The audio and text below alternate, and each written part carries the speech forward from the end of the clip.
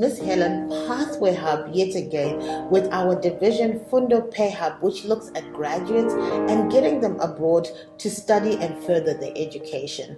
Today we're talking about ICT, computer science, technology, and I have someone here who's really well versed within it to have some conversation with me. But before I go into that, COVID-19 showed us the remarkable strength and the repositioning of the world towards ICT. ICT started affecting so much. Kids learning online, buying everything online, bringing the world nearer to us. All of a sudden things that were so far away weren't as far away as possible. Everybody was leaning into each other. So we had literally 18 months of really starting to appreciate what the world of the computer science looks like, not only in Zimbabwe, but as well as internationally.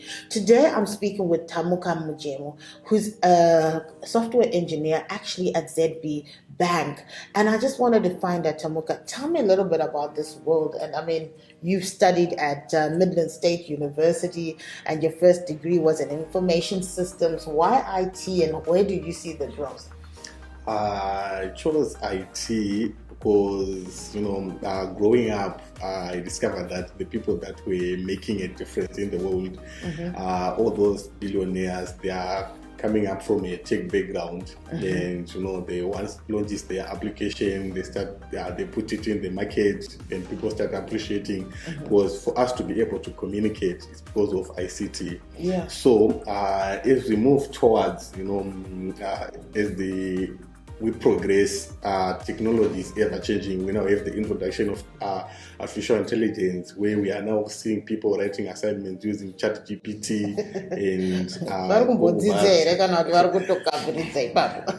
it's sort of a helping tool, because even in the business sector, people are now using it. There's grammar which people use to enhance their writing skills and so forth. So as we move forward, I think we now have Starlink, where internet is connected directly to the satellite, which will speed up the connectivity between devices and also increase productivity in the workplace. So basically it's coming into our day-to-day lives now. We're beginning to see this every day in our simple things, like you're saying Starlink, internet, connecting.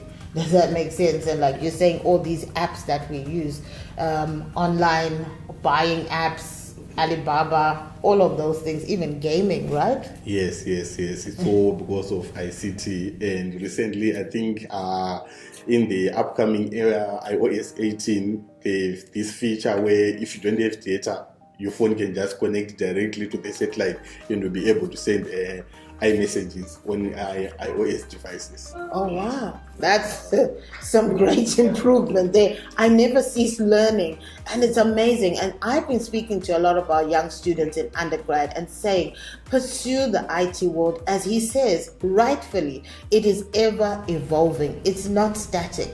I still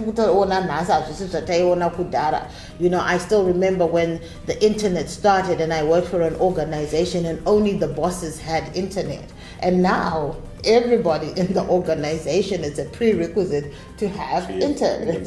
Right. How do we connect? How do we communicate? Now, Tapiwa, you're a classic point, because a lot of the students we sometimes get in the Fundo Hub are students who are just coming out of university.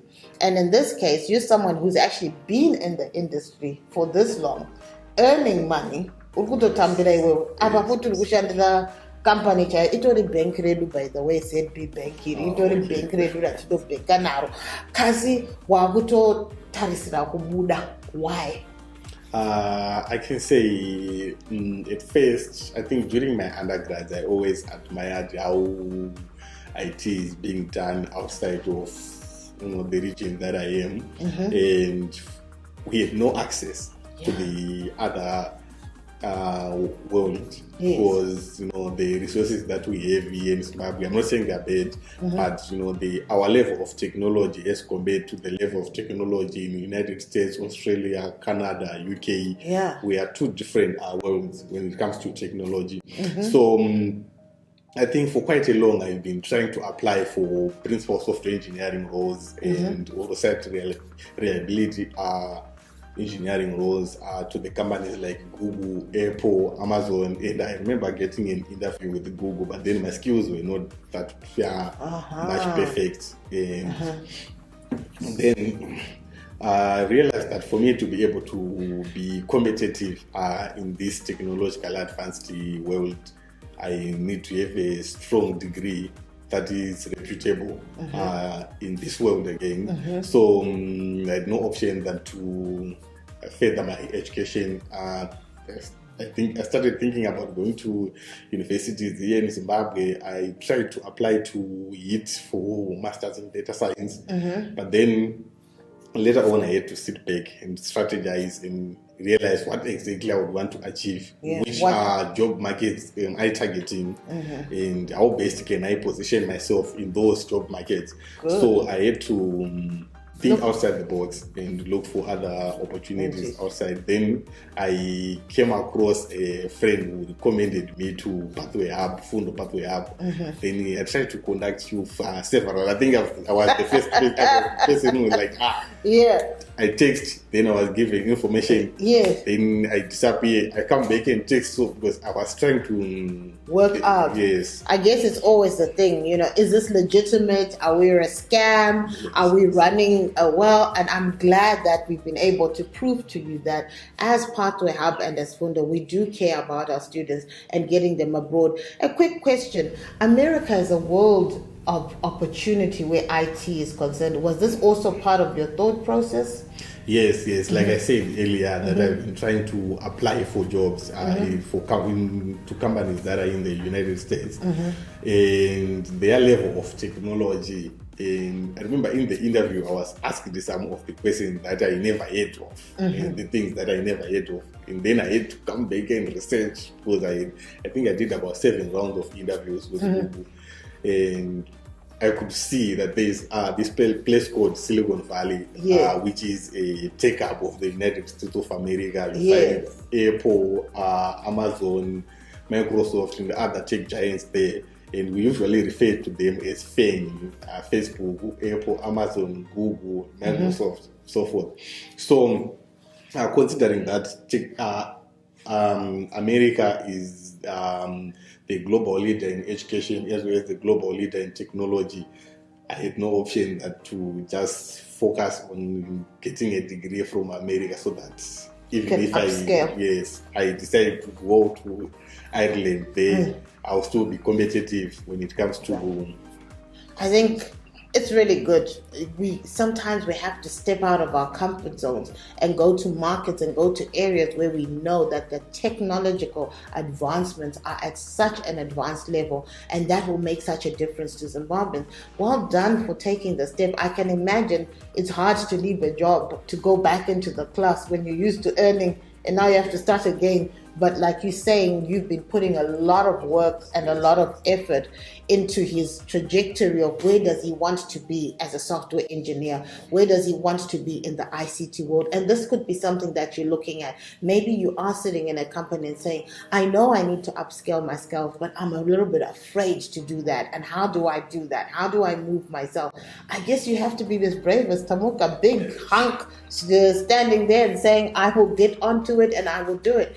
And I applaud you for that, because I can imagine that a lot of decisions and a lot of thought processes have happened in order to get there.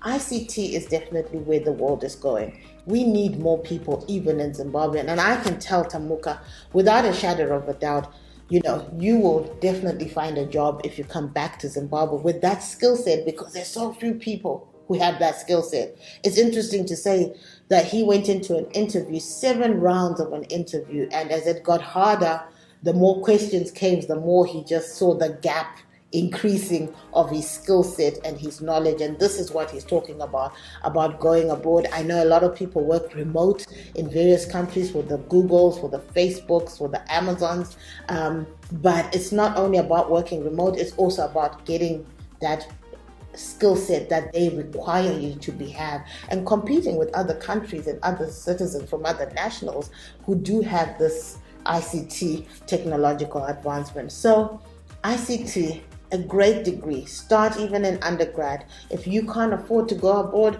you can still study in Zimbabwe, as did Tamuka at MSU. I had another person earlier today, and they studied at NAST.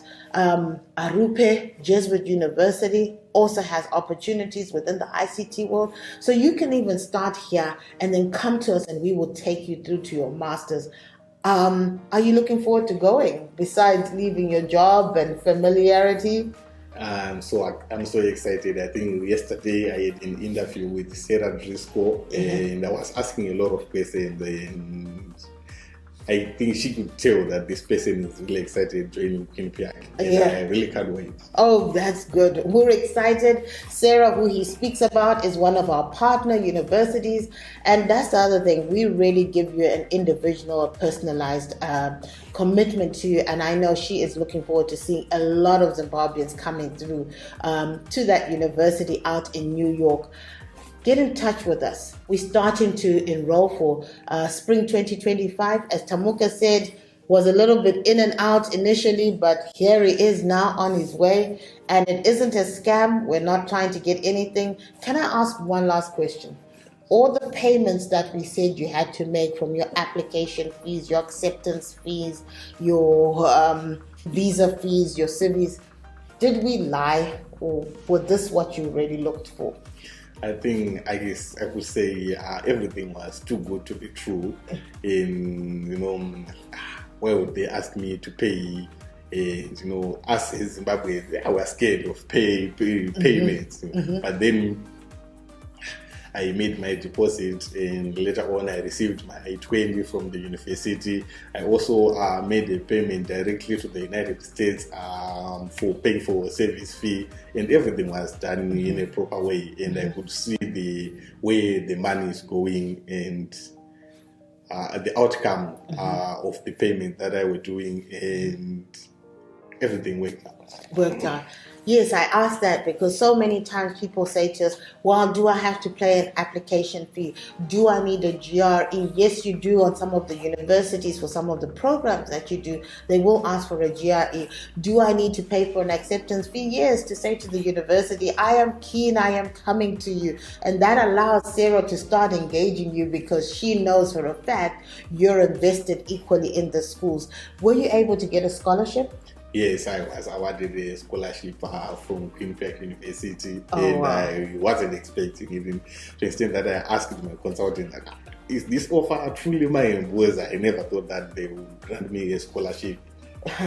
So on top of that, we also get you scholarships. That's what we do. We make sure that our students get scholarships for where they're going. Why do we do that? To reduce how much you borrow, to reduce your earnings so that it's affordable and you can pay it back. What we want you to be able to do, we are not here to entrap you. We want you to get the best opportunity, the best universities. He will be out in New York, the capital of this ICT in a way, which all the big businesses are in the capital in New York. So we wish you the best, Tamuka. Thank you so much. Thank you for being my banker and looking after our money. That was so great. And we wish you the best as you travel. Come back and make a difference to Zimbabwe at some point. Get as much as you can when you're abroad and come back and make a difference. Fundo Pay Hub, making a difference to graduate students, and Pathway Hub, always available to you. Miss Helen.